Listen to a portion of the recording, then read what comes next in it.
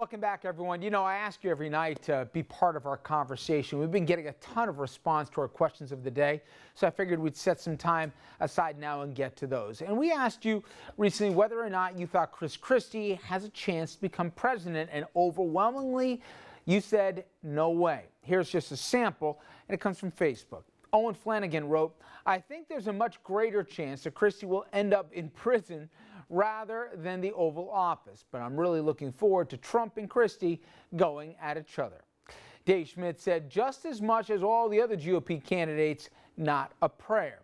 And Chad Davis chimed in saying, "No, I think both sides are scraping the bottom of the barrel."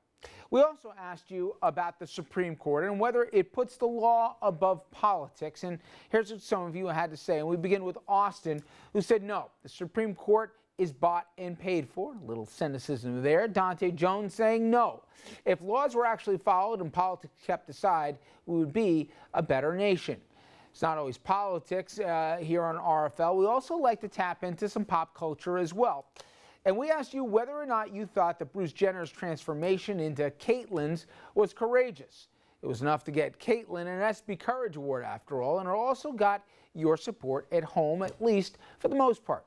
Chad Stewart wrote in saying, "Absolutely. He's stepping out in front of millions of people and saying, 'This is me.'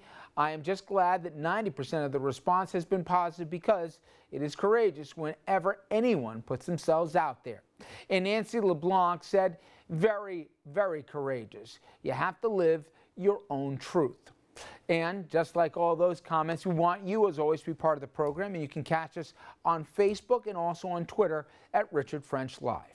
All right, when we come back on the other side of the break, we're going to have your Hudson Valley headlines. Stay with us.